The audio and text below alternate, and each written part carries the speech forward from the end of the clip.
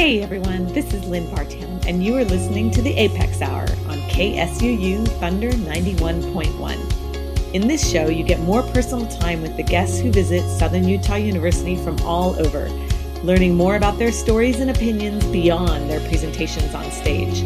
We will also give you some new music to listen to and hope to turn you on to some new sounds and new genres. You can find us here every Thursday at 3 p.m. or on the web at scu.edu/apex. But for now, welcome to this week's show here on Thunder 91.1.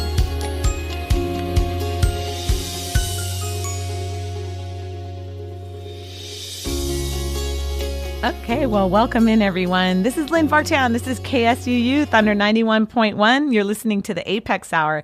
Today's event was our annual Faculty Distinguished Lecture, and I am so happy to have in the studio with me Dr. David Lunt, who is our 2020 Faculty Distinguished Lecturer. Welcome, Dave.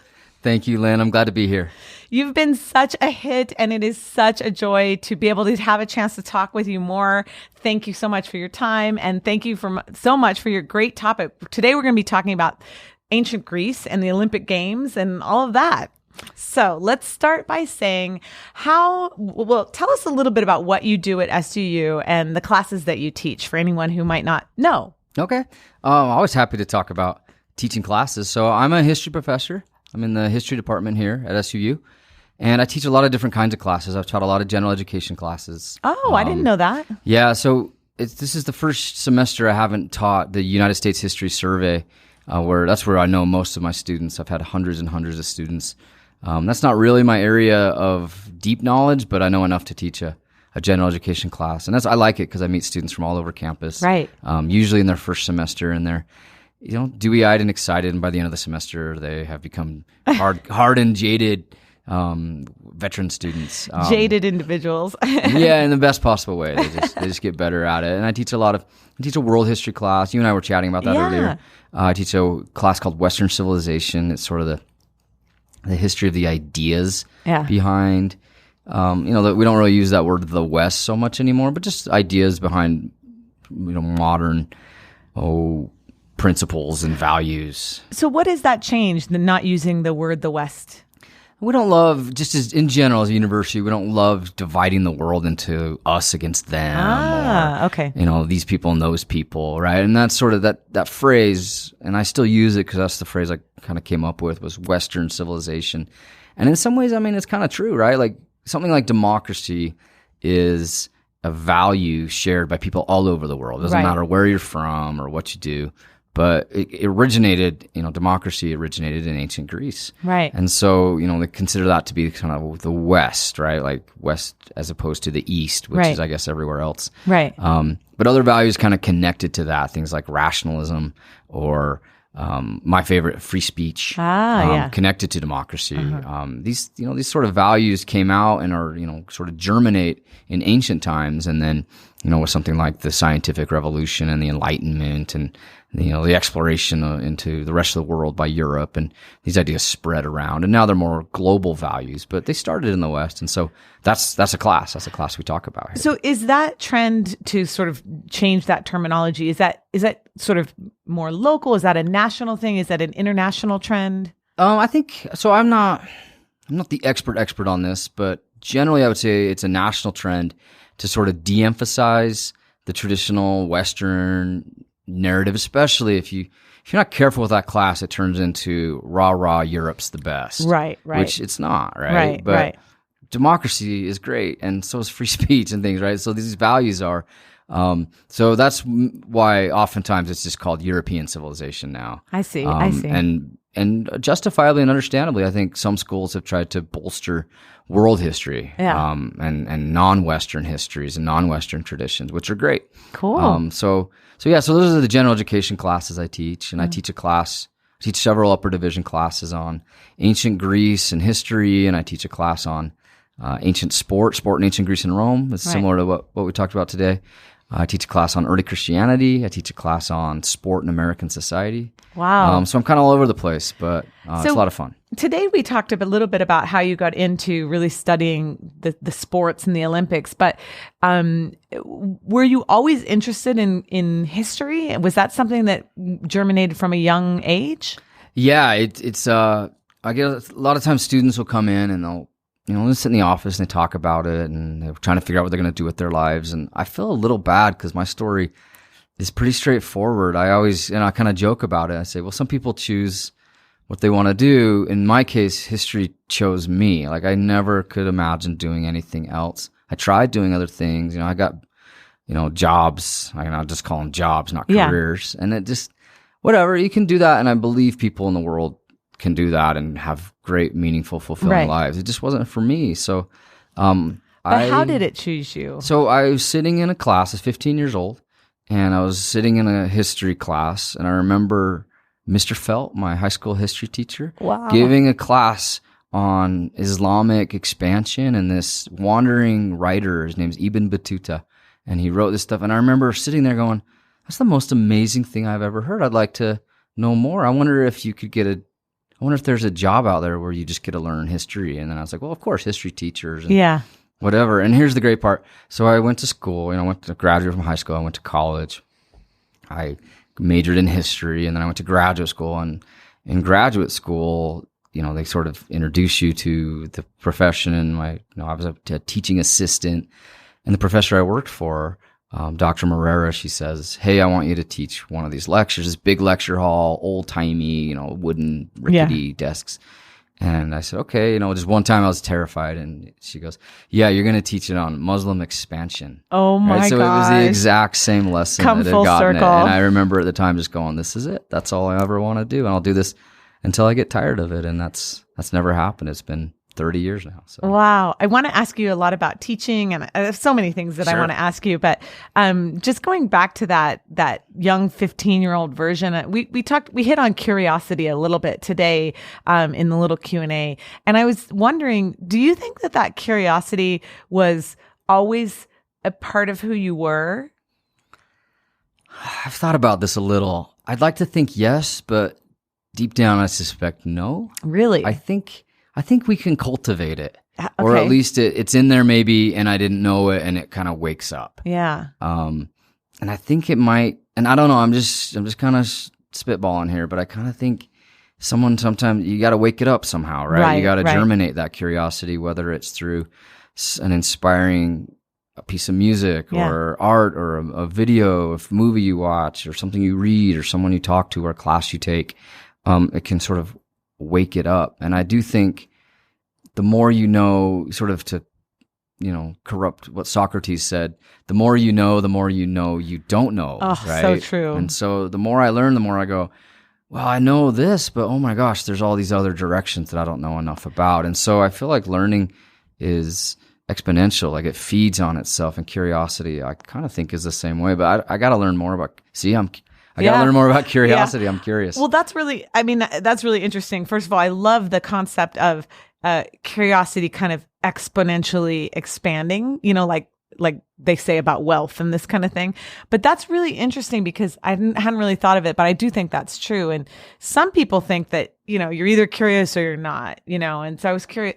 I was curious also what you thought. And so, So do you think that comes in, is that sort of a cornerstone of your teaching? Is that awakening curiosity in others? Because you're a darling of the classroom. I mean, I hear all the time about your classes and how amazing they are. So I'm sort of curious about, how you approach teaching. Is that what you're trying to do, is spark curiosity?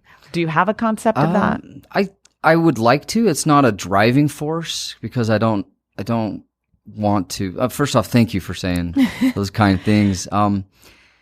I think, so it's hard for me to put myself in the seat of the students, right? But this is just what I think. I could be wrong, but I think the students go, wow, he really is interested in that. Maybe I should be interested too. Right? Or he really thinks that's cool. Maybe it is cool. And so in that sense, I'd like to help cultivate it. But I feel like, especially this past 2 or 3 semesters, and I don't know if it's me getting more comfortable as a teacher or just kids these days, but my students are getting more curious. That's great.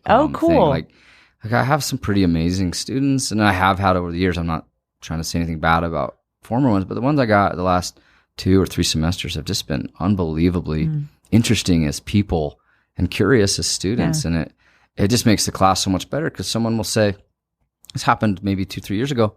Someone said, hey, tell us, there's the Winter Olympics were going on in Seoul, in Korea in 2018. And the student said, hey, tell us about the Winter Olympics. Where'd those come from? Yeah. And it was a class, where it was an appropriate segue. And so we kind of canceled what we were planning to do that week, and we talked about the Olympics and this bigger scheme of world history.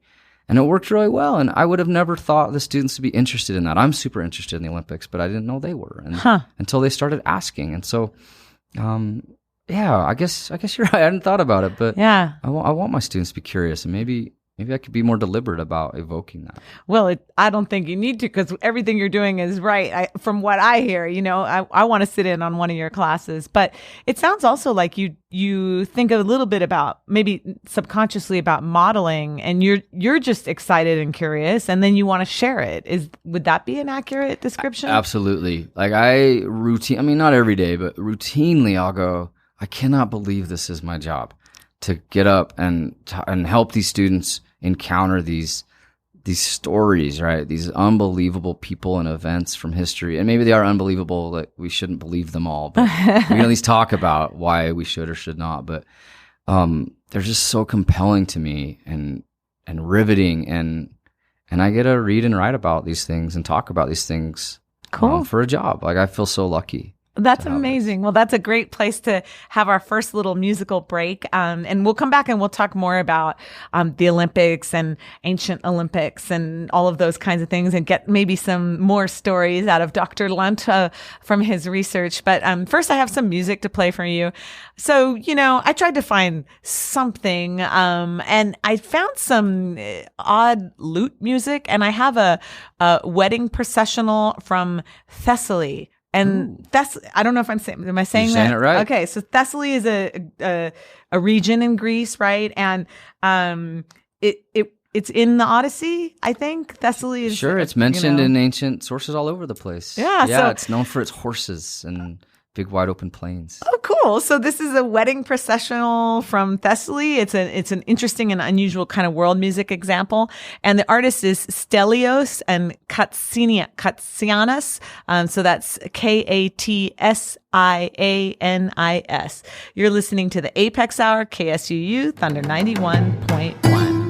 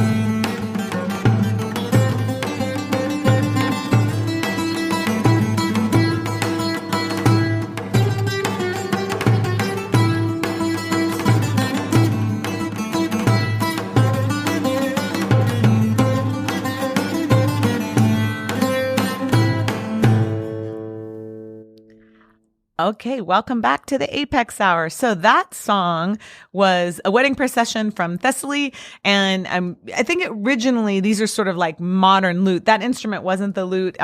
We were talking about the kind of instrument that is. So welcome back, Dr. Lunt. Thank you.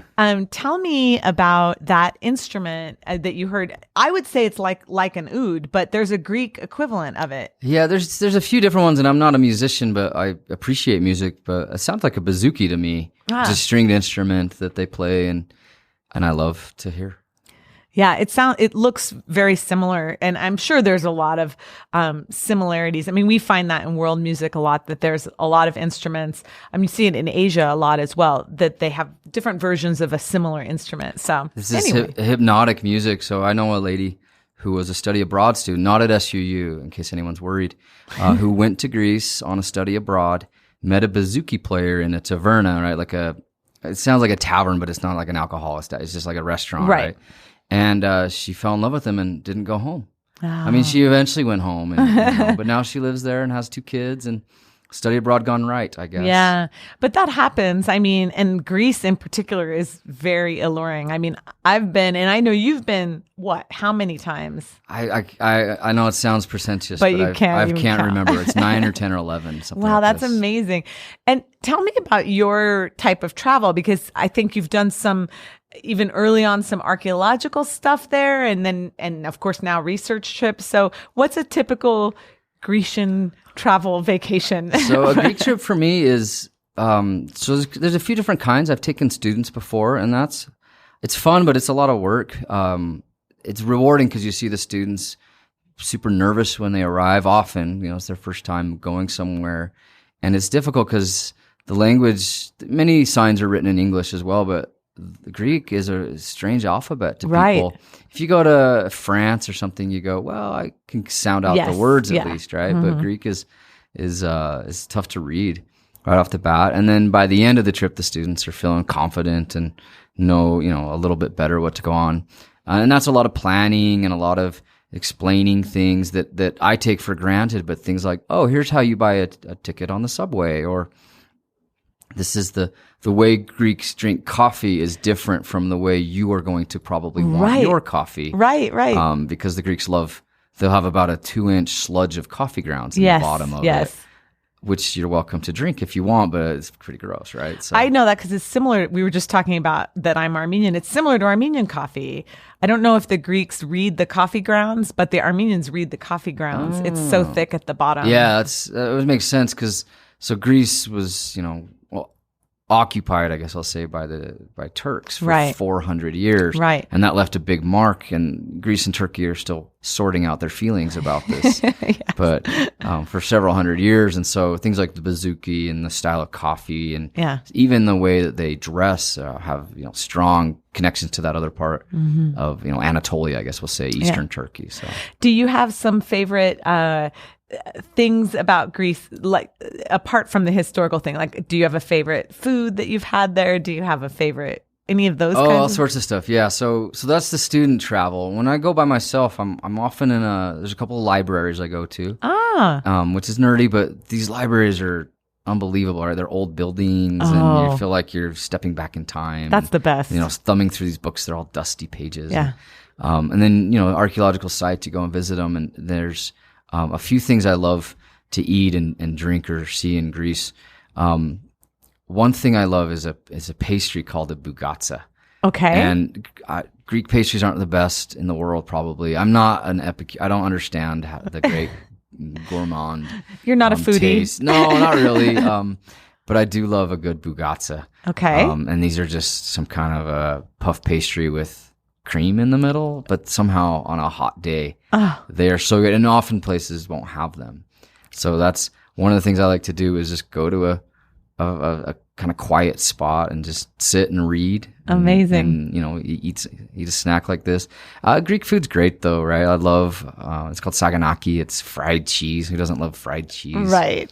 Can't go wrong with that. They got this. It's great. There's an old Saturday Night Live skit about the Great Big Bean or something like this, where they said, why eat 100 of little beans when you can have one big bean? Yeah. And they have these beans in Greece. They call them gigantics, gigantes, right? And they are just great big beans. They're not huge beans, but about the size of your thumb. Wow. And they're good. I don't know. I like them. So yeah, they have great food, and I love listening to the bouzouki music and just pretending I'm Greek for a minute, even though I don't know modern Greek. I know ancient Greek, and they're quite different. Yeah. So I'm trying to learn modern Greek, but I'm busy. Yeah, of course.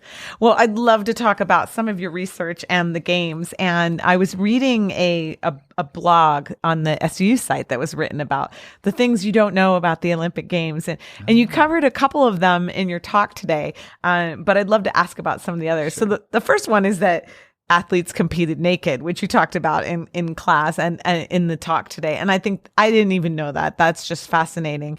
And I was wondering, I've heard of this tradition of running barefoot. Is that related at all to the early marathons?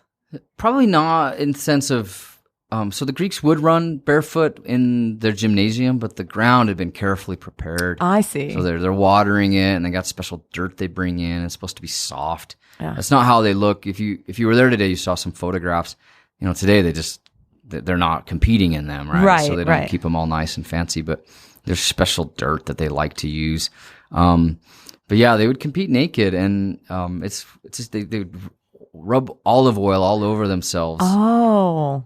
And there's various explanations. Some people think it makes their muscles more supple. Wow. Other people think it's some kind of crazy suntan strategy.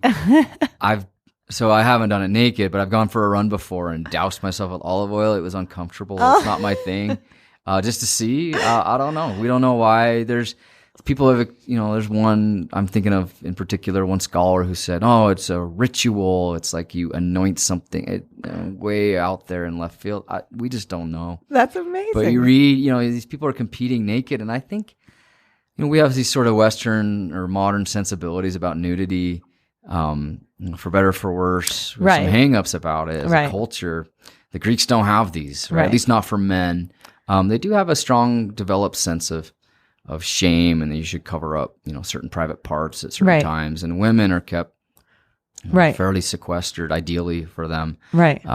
So, I'm not acting, they're not like, it's not some kind of crazy free-for-all full of nudists, but these people are out there exercising naked. And I remember kind of rock bottom, I've read at least 2 articles about athletic supporters for Greeks. They're like, well, they're naked, but they're using something to help keep their body parts. And I thought, I don't need to read this anymore. Yeah. I'm interested. Maybe my curiosity ran out about there. That was it. I'm not a prude, but I also just that was your cap. Yeah, I don't know if that's the direction I need to go with. Right. But, well, one of the other things was that there was no Olympic torch.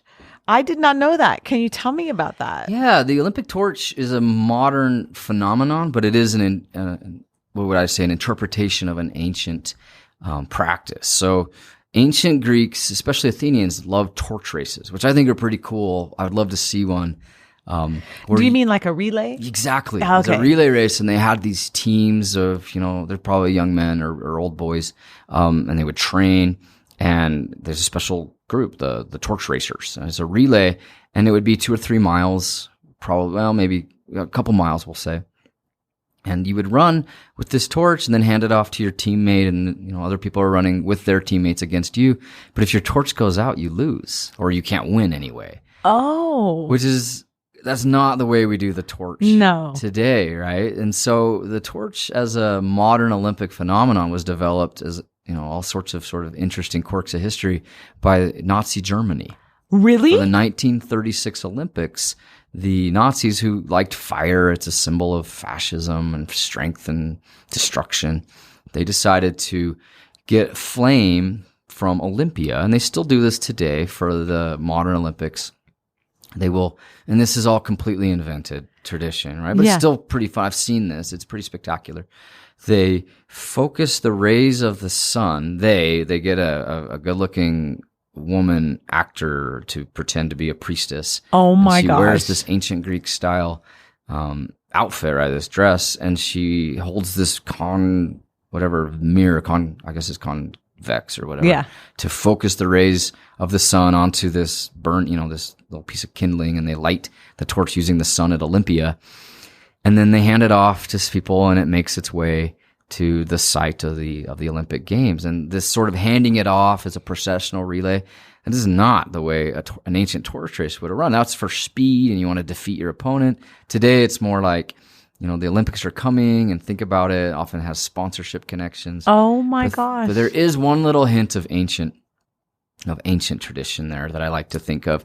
So after the Persians invaded Greece, and this is in 480 BC, and from 480 to 479, the Persians are defeated, and it's an outstanding victory. It's like the one time the Greeks worked together and they fought off these, hordes of barbarians, and that's what they called them.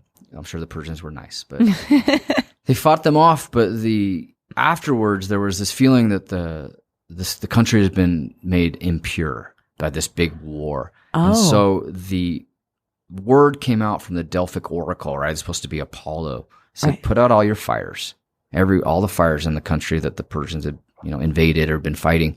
And they were going to rekindle them all using fire from Apollo, from Delphi. Oh. And they sent a runner, and he got a new piece of, new fire, like a flame on a torch, and he ran it back. It's something like, I can't remember. It's over 100 miles in one day there and back. Wow. In a couple of days probably, and maybe it's been exaggerated. It was a great story, right? And then from that fire, they could light other people's fires and spread it. And so it's this symbol of purification. Oh my gosh. So there's a little bit of that. There's a runner in there. But no, the modern Olympic torch is not really an ancient tradition at all. That is a fantastic, oh my gosh, I'm so happy that I heard all of that. I had no idea. That's just such an amazing story. Thank you. Oh, you're welcome. The other thing that I wanted to ask you about was that the Greeks thought winning could lead to immortality.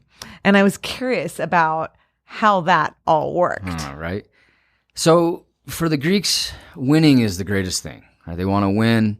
And when you win, you get enormous amounts. It depends on what you win, right? If you win, like me, you're going to win, you might win the high score on your video game console at home, right? Right. But imagine you win these great victories, especially in athletics. And especially it seems to be in athletics where you had to show immense force and power, like boxing. Right. Or wrestling. This other sport, pancration, which is kind of like boxing and wrestling mixed together. Oh. If you won enough victories, you got enormous amounts of glory, and the Greek word for glory is kleos, right? You got this kleos that was your sort of calling card for being a great person. Kleos is connected to the word to hear, like to hear, like to listen. Oh, really? And so essentially it's like your reputation. People are hearing about you, right? They're on Twitter and Facebook and, the news and all this ESPN highlights. They just have people talking, oh my gosh, you would not believe what so-and-so managed to accomplish, right? And so this reputation would go. And for the Greeks, the next life is a pretty dismal proposition. Really? Right? Like we read about in something like the Odyssey. Yeah. Where Odysseus goes to the underworld and he runs into Achilles who's died, right? And he goes, well, what's it like? How's the underworld? And Achilles is like, it's the worst. It's terrible. I'd rather be the lowliest slave alive than the king of the dead. Oh. So for the Greeks, the here and the now was the time for you to make your reputation, for you to get some kind of legacy that could live on. Oh. And so if you amassed enough kleos, and the dynamics of how this exactly happened, I mean, I've poked around at it, I've written a paper too. Plenty of people have. Who decides when, where? At any rate, a few of these athletes, after they died, people worshipped them.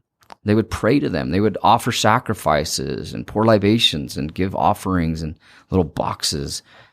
The understanding is, for the Greeks, it's not just commemoration like, wow, wasn't that guy great?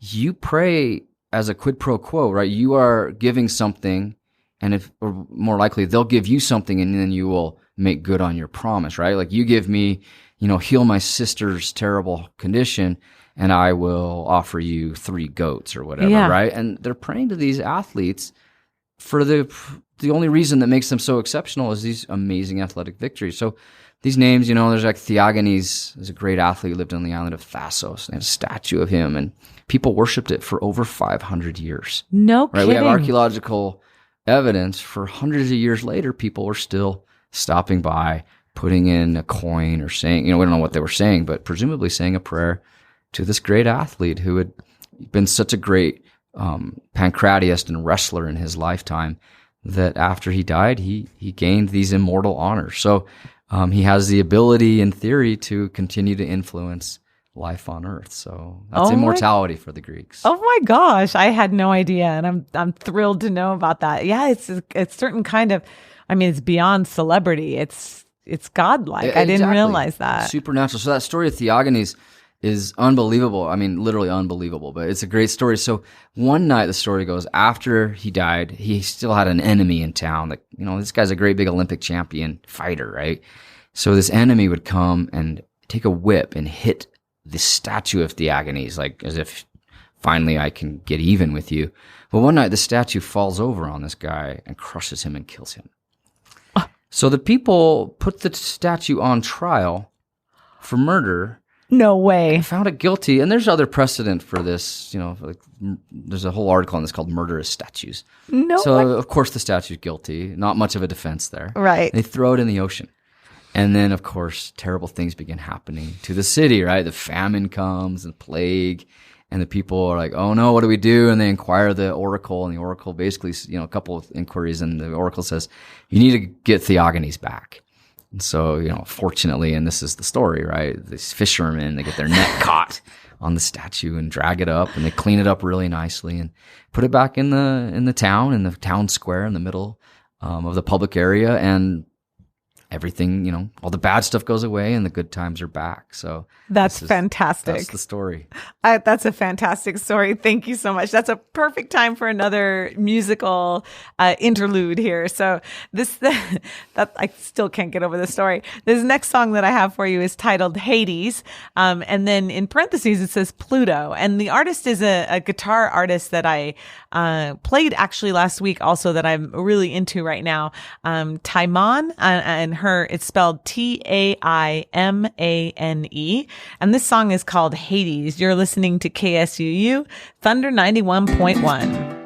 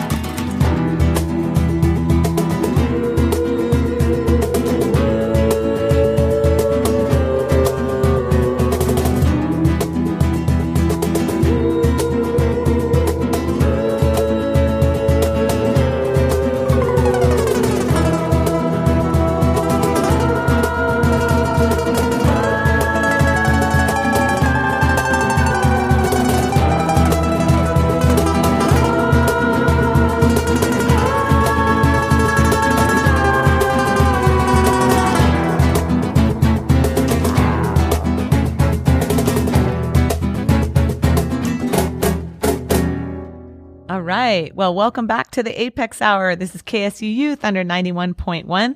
I am Lynn Vartan, and I'm in the studio with Dr. David Lunt. Welcome back. Thanks, Lynn.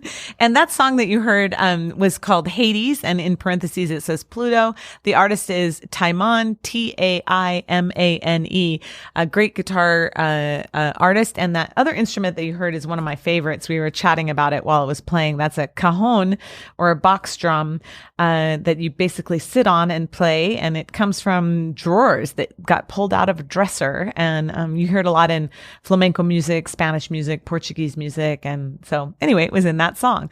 But we are here to talk about Greek sports and the Olympics. And I think many people don't know we have so many events now, and adding events all the time. I want to know, what were the original events? And I also kind of want to know, you with your expertise, what do you think about all these adding of new events? Is that a good thing? Is that a bad thing? Talk to me about the events. Yeah, let's talk about Olympic events. So the original Olympics, right? The ancient Olympic Games in Olympia, Greece, traditionally began in 776 BC, although that's one of those dates that archaeology has a different approach. But either way, they began a long time ago, probably closer to 700 BC. Okay. The original games or festival, it was a big sacrifice to Zeus, and they have procession and probably some kind of solemn prayer and stuff. And the games weren't really games. It was one event. They did a race, the length of a stadium, which is about 200 yards. Right. And that was it. For several Olympiads or several festivals, they would just do that one time. And the story goes, whoever won that race received the right to light the sacrificial altar. Oh. And then that got popular, the watching the runners. And over time, the organizer said, well, that was cool. Let's do more. And it honors the gods, and people like it. And there's all sorts of reasons. And so they started adding more. So they added another race, right? The one that goes down and back, or a distance race, or they started doing what we call, the heavy events or the combat sports like boxing, and wrestling. Boxing's a little different than what we have. Yeah, I was wondering. They wore protection. At some point later, they started wearing more protection on their hands, but not to pad the blows, but to make the blows hit harder. Oh my gosh. Right? So especially like in the Roman time, they would put like pieces of broken glass or rocks. Yeah.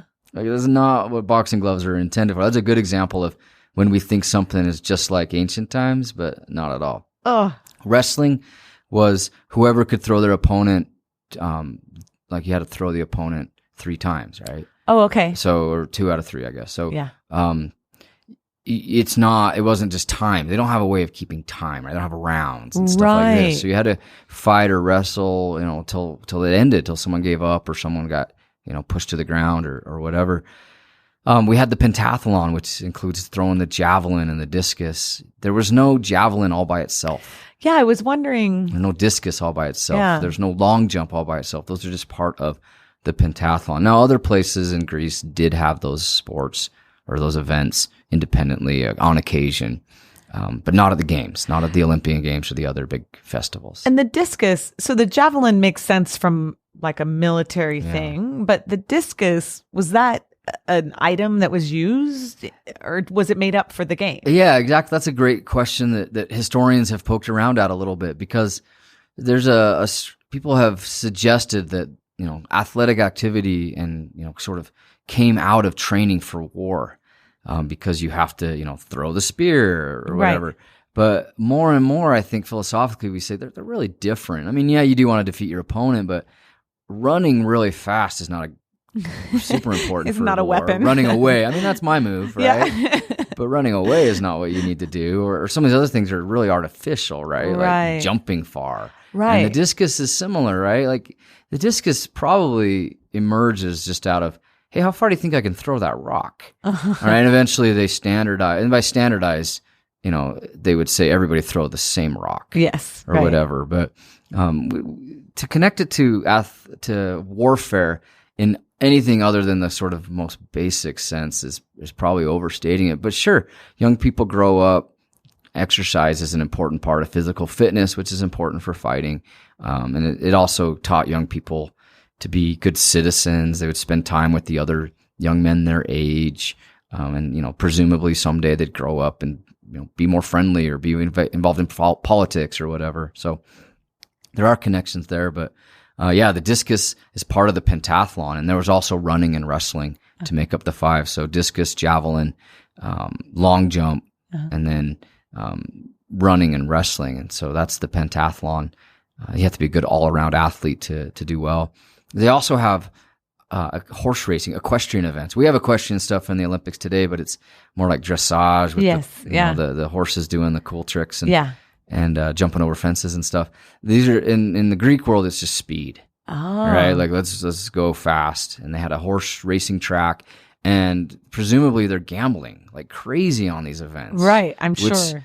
I mean, that sounds kind of fun to me, right? Yeah. Like, go to the Olympics, like, Las Vegas or something, right? Put some money on your favorite pony. Who's going to win? Right?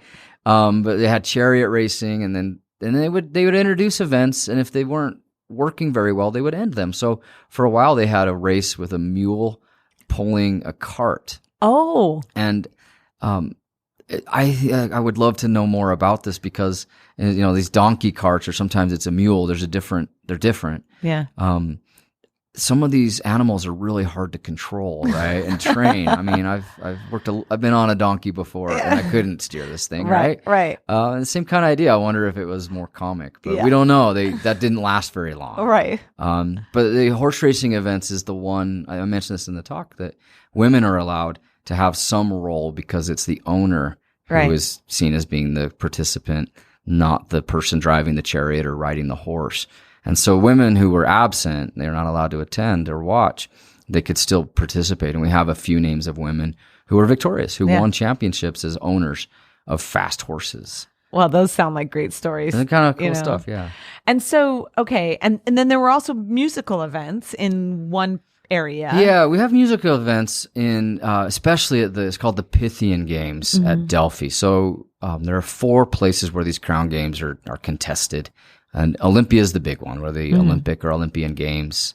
Delphi, the seat of Apollo, right, where the oracle was, and they're called the Pythian Games. Isthmia and Nemea are the other 2. Right. But they had musical events at Delphi that were a major part, in some cases, the original, or at least the showcase featured component of the competition. You get up and there'd be singing competition. There was, it's called the aulos, and it's often translated as a flute, but it's more like a woodwind. Like it's a reed. A reed, yeah. So, and probably loud and obnoxious. Honestly, I don't know. But it was supposed to have a hunting quality to it. Ah, interesting. I don't know what that means. Like an oboe? I don't know. Yeah, probably. But here's what I think is kind of good. They had a double one where you would have 2 reeds in your mouth. Yes. And both your hands going, you can't see me, I'm in the radio studio holding up 2 hands. And singing, you would play a little, and I presume pull it away from your mouth and sing a little, and then put it back in your mouth. And they had it's called the kithara. It's this like kind of harp or lyre like instrument. So, pretty robust musical program to go along with the things that we would call athletic. And the word in Greek for a prize is an athlon. And so athletics is anything you do with a prize at the end. Prize. So in this sense, we can call music athletic contests. Absolutely correct to call them that in a Greek context. Yeah, fascinating. So what do you think now? Now there's so many. Are you a fan of the adding of all of them, or do you think there's a limit? Tell me what your thoughts are. I don't know if I'm a fan or not fan. I mean, I like watching the Olympics. I'm part of the millions of spectators. There is a process that modern Olympic sports and sports federations go through to get their sport approved to be an Olympic sport. It has to be an exhibition sport, and sports sometimes are taken out and reintroduced. Golf went away and it's back, and baseball, I think, is gone as of right now, but it was there for a while.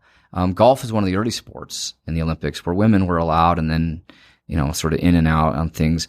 I don't know if I'm not griping because I'm just watching on TV. It's not like I'm paying for this, but one of my things that makes me scratch my head is it's supposed to be, in theory, the modern Olympic Games are supposed to be for everybody, right? For as many countries as we can get to participate. And so in a sense, this is one of the reasons why the Olympic Winter Games or the Winter Olympics aren't as popular. There aren't as many countries that have lots of snow. And even countries that do have lots of snow, I don't know very many people who grew up luging. Right. Which still looks kind of awesome and death-defying. But it's not as much access. Everybody grows up running. Right. Right. At least at, recess when you're 9 years old. So there's a certain amount of like, well, is it really accessible to people? And the Olympics do claim that this is an important feature, but it also matters for television. Yeah. One of the more recent sports, and by recent, I mean, I'm getting old, but we'll say the last 20 to 30 years, one of the big new sports is beach volleyball. Right. Right. Which I guess lots of places have beaches, but one of the reasons this is kind of fast tracked in the Olympic program was because it's great on television. It's fun to watch. It's great. When lots of us have played a little volleyball, we can relate, but these are, outstanding athletes, and, they're typically young people wearing revealing clothing, right? And so, I mean, it's scandalous. So this isn't the case anymore, but in the early days of beach volleyball, women volleyball players had limits on the amount of clothing they were allowed to wear. Like there were maximums, not minimums. Conceivably, they could have showed up wearing nothing, right? I mean, that would cause other problems, but they were told, no, your swimsuit, or I don't know if they're wearing swimsuits, but whatever, you can't cover up too much. And that's changed. That's not the case anymore. This is like the 1980s and 90s. Wow. Right? And I had no idea. Yeah, there's a lot of, sex appeal and sexism and this sort of, erotic component of sport that is uncomfortable, but also drives eyeballs and sponsorship dollars and ratings, and it's just this big sort of complicated mess. But yeah, like beach volleyball is one of these, like, oh, it's an Olympic sport. It's like, well, it is, but it's also a really important television revenue sport. Oh, I hadn't really thought of it from that perspective. That's amazing and crazy. Shocking. Oh my gosh. Well, we have one more song. I mean, I feel like I could talk to you for hours. We have one more song to play. And this is by an artist called Qais Assar. So Qais and last name Assar, Essar. I've played him before. I just think he's a great world music player who's doing some crossover things. And this song is called Night Flight with Singed Wings. So you're listening to the Apex Hour, KSUU, Thunder 91.1.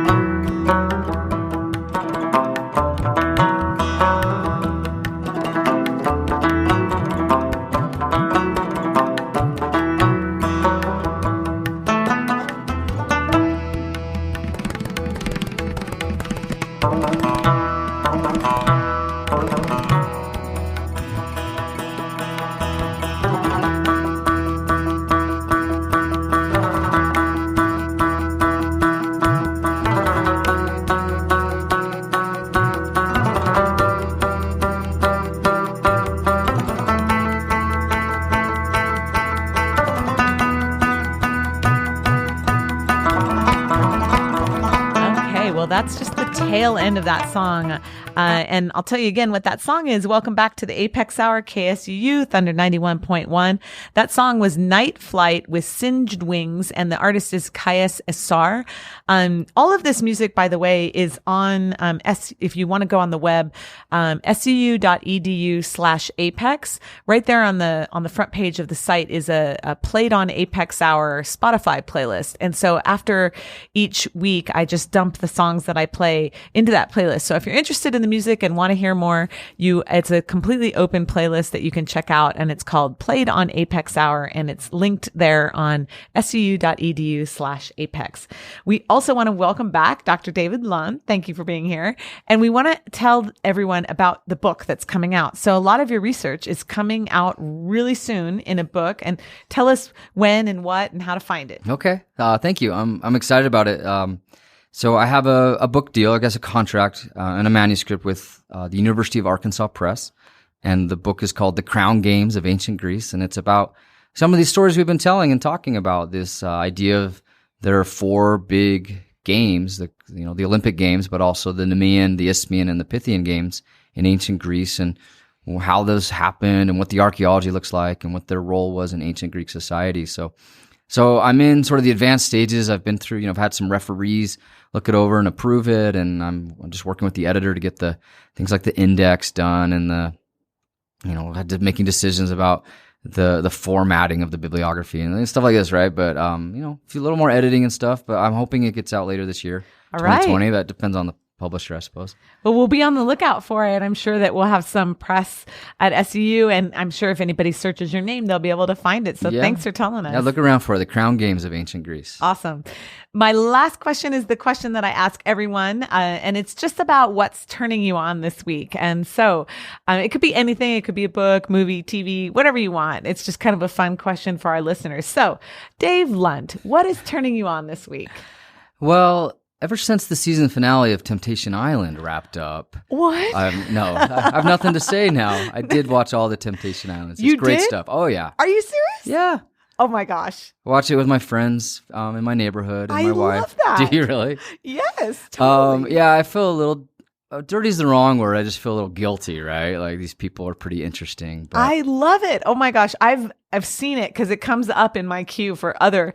like totally, nasty, not nasty, but playful things that I like to watch. And I've always been curious about it. I had no idea. It's great. It's tons of fun. Look up Rick. He's my favorite. He's smart. He's the voice of reason. Okay. So, but it's over now. And so I'm a little bummed. I don't have a go-to show right now. So what's turning me on is a little more nerdy. There's an ongoing historians debate about a big project.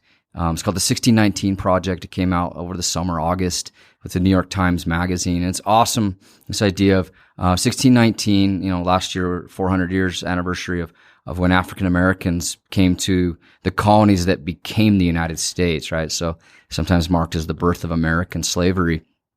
But it's this big project with essays, and it's really well done and interesting, but there are these historians at other universities. There's a big one, a guy at Princeton and some other places who said, well, some of these details are not quite as accurate. And so they're arguing back and forth in the New York Times, and an essay came out yesterday on the Atlantic website, sort of laying out another one of these positions in this back and forth. And I don't care where people fall on that spectrum. Everybody agrees the 1619 Project's a great idea. Yeah. We should talk about this sort of legacy and consequences of slavery. Right. But I do love seeing historians be historians and argue about facts matter and depending on the interpretation and why this matters for our world today. So like I said, check it out if you get a chance, because the debate matters less than just the fact that people are talking about history. In the newspaper today, it makes me happy to see that I'm not completely a dinosaur quite yet. That's awesome. 1619 and the article in the Atlantic that came out today. So that's amazing. We'll totally check it out. Yeah. Thank you. And Temptation Island. Watch. That's awesome. Well, that's all the time we have. Thanks so much, everyone. See you next time. Thanks so much for listening to the Apex Hour here on KSUU Thunder 91.1. Come find us again next Thursday at 3 p.m. for more conversations with the visiting guests at Southern Utah University and new music to discover for your next playlist. And in the meantime, we would love to see you at our events on campus. To find out more, check out suu.edu/apex. Until next week, this is Lynn Vartan saying goodbye from the Apex Hour here on Thunder 91.1.